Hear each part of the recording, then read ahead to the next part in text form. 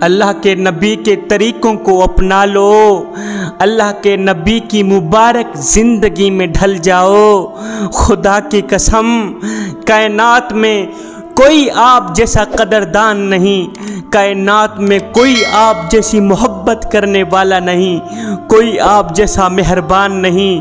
اور مجھے پوری کائنات میں کوئی ایک ماں تو دکھا دو جو 30 سال اپنے بیٹے کے لیے روتی رہے، کوئی ایسا باپ تو دکھا دو جو 30 سال اپنی اولاد کے لیے تڑپتا رہے، آنکھوں سے خون کے آنسو بہاتا رہے۔ پوری کائنات کے اندر کوئی ایسی ماں نہیں ملے گی، تمہیں کوئی ایسا باپ نہیں ملے گا جو 30 سال اپنی اولاد کے لیے آنکھوں سے خون کے آنسو بہاتے رہیں۔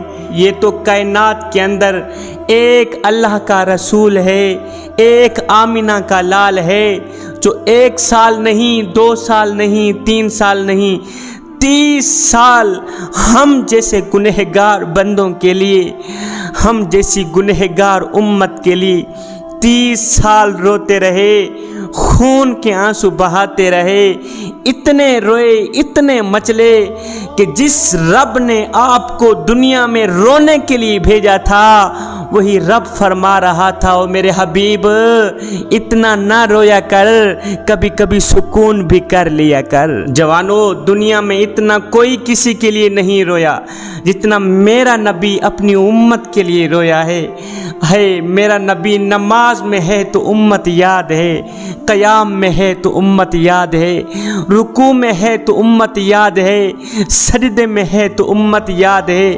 جو نبی دنیا میں آئے تو امت کا غم لے کے رہے، تو امت کا غم لے کے گئے، تو امت کا غم لے کے آنکھوں سے اوجھل ہوئے، تو امت کا غم لے کے۔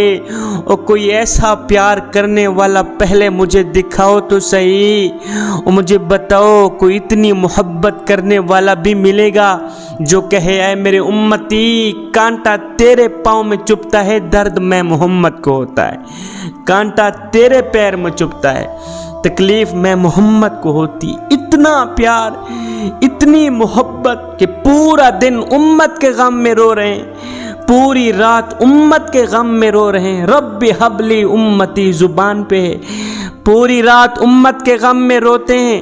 جب رات کا دوسرا پہر آتا ہے تو میرا اللہ خود فرماتا ہے، وہ مالک جو اپنے محبوب کو رونے کے لیے بھیج رہا ہے، محبوب امت کے لیے اتنا رویا ہے، اتنا رویا ہے، اللہ کی محبت میں، اللہ کے عشق میں امت کو بخشوانے کے لیے اتنا رویا ہے کہ وہ رونے کے لیے بھیجنے والا مالک بھی کہہ رہا ہے میرے حبیب اتنا نہ رویا کر، کبھی کبھی سکون بھی کر لیا کر۔ جوانو، طائف کے پہاڑوں سے جا کر نبی کی کہانی سنو، طائف کے پہاڑوں سے جا کر پوچھو کہ میرے نبی کو کتنی تکلیفیں ملیں، امت نے کتنے درد دیے، کتنے غم دیے۔ ہائے کائنات کی افضل ترین ہستی، کائنات کی اعلیٰ ترین ہستی، نبیوں کے امام، اللہ کے محبوب، اللہ کے پیارے، اتنی بڑی ہستی کو 3 میل پتھر پڑے، پتھر کے اوپر پتھر پڑے، اتنی تکلیفیں دی گئیں، اتنے درد دیے گئے۔ طائف والوں نے تو ایسے پتھر مارے کہ میرے حضور علیہ السلام لہو لہان ہو گئے، جوتے میں خون جم گیا۔ میرے حضور علیہ السلام درد کی وجہ سے، تکلیف کی وجہ سے زمین پر لیٹ گئے۔ حضرت زید نے میرے کریم نبی کو اٹھایا، ساتھ میں عتبہ بن ربی کا باغ تھا۔ عتبہ بن ربی میرے نبی کا دشمن تھا، دشمن کے باغ کے نیچے جا کر میرے کریم نبی نے پناہ لی۔ عتبہ بن ربی جس کے باغ کے نیچے میرے حضور علیہ السلام بیٹھے تھے، یہ عتبہ بن ربی وہ تھا جو داؤ پر تھا، کب میرا داؤ لگے گا میں مسلمانوں کے نبی کو قتل کر ڈالوں گا۔ میرے حضور علیہ السلام خون سے لت پت ہیں، زلفیں خون سے بھری ہوئی ہیں، سارا جسم خون سے بھرا ہوا ہے۔ میرے حضور علیہ السلام درخت کے نیچے بیٹھے ہیں، ادھر سے حضور علیہ السلام کا دشمن عتبہ بن ربی بھی آ گیا، کیونکہ عتبہ بن ربی کا یہ باغ تھا جس کے نیچے میرے حضور علیہ السلام بیٹھے تھے۔ میرے حضور علیہ السلام کے دشمن نے جب میرے حضور علیہ السلام کی حالت دیکھی تو دشمن کی آنکھوں سے بھی پانی نکل آیا، آنسو بھر آئے، کہنے لگا ہائے محمد بن عبداللہ کے ساتھ یہ کیا ہو گیا؟ عتبہ بن ربیع اٹھا، خود جا کر انگور توڑے، پلیٹ میں رکھے، خود دینے کے لیے جا رہا تھا، لیکن شرم آئی، لوگ کیا کہیں گے؟ غلام کو بھیجا، جاؤ عبداللہ کے بیٹے محمد کو یہ انگور دے کے آؤ۔ ہائے جس نبی کو دشمن بھی کھانا کھلانے پر مجبور ہو جائے، ہائے اس کی امت اسے برباد کرنے پہ آ گئی، اس کی امت اس کے مقدس دین کو اجاڑنے کے لیے آ گئی، اس کے مقدس اسلام کو اجاڑنے کے لیے آ گئی۔ وہ نبی جس کے دروازے پر اگر کوئی اپنا گیا ہے، اپنوں کی تو مدد کرتے ہی کرتے تھے، لیکن کمال کی بات یہ تھی آپ کے دروازے پر اگر کوئی دشمن چلا جاتا تو دشمن کے سر پر بھی میرے کریم نبی شفقت بھرا ہاتھ رکھتے، دشمنوں کی بھی خدمت کیا کرتے تھے، دشمنوں کی ضرورتوں کو پورا کرتے تھے۔ آپ نے وہ کہانی نہیں سنی کہ ایک گھر میں ایک یہودیہ عورت رہتی تھی، اس کا ایک بیٹا تھا، امیری کا جنازہ نکل گیا، غربت عروج پر آ گئی، صبح کو کھاتے ہیں شام کے لیے نہیں ہوتی، شام کو کھاتے ہیں صبح کے لیے نہیں ہوتی۔ اب ماں کا ایک ہی لباس تھا، وہ بھی پھٹ گیا، اب جگہ جگہ سے جسم چھلک رہا تھا۔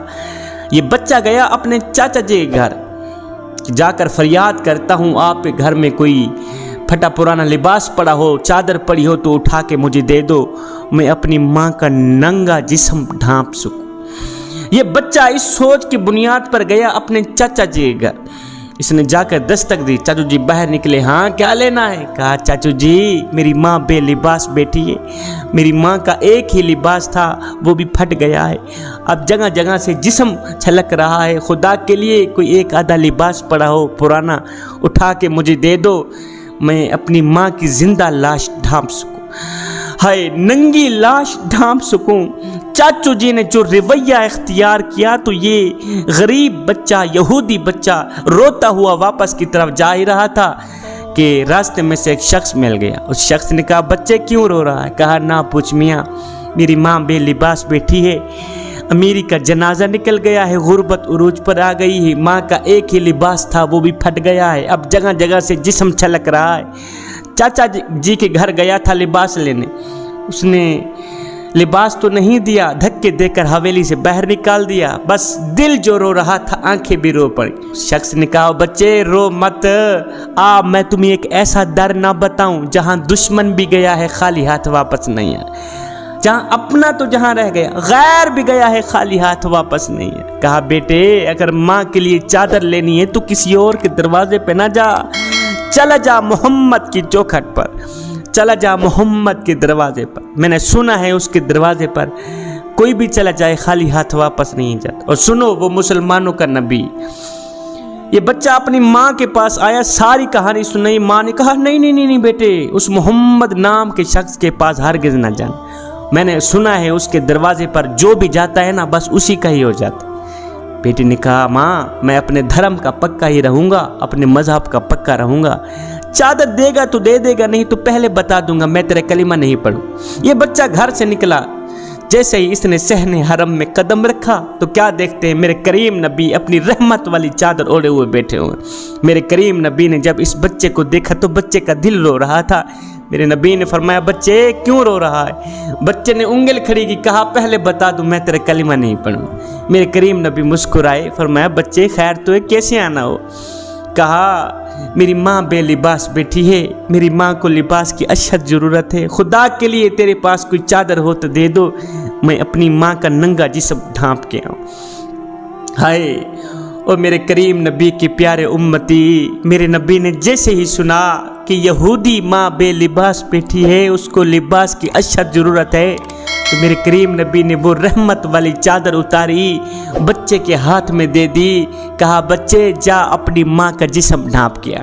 یہ بچہ خوشی خوشی چادر لے کر دوڑتا ہوا گیا، ماں لیٹی ہوئی تھی، گھر میں جا کر اس نے ماں کے اوپر چادر اڑا دی۔ ہائے جیسے ہی رحمت والی چادر ماں کے اوپر گئی، ماں کی دل کی دنیا بدل گئی، جیسے ہی رحمت والی چادر یہودی ماں کے اوپر گئی، ماں کی دل کی دنیا بدل گئی۔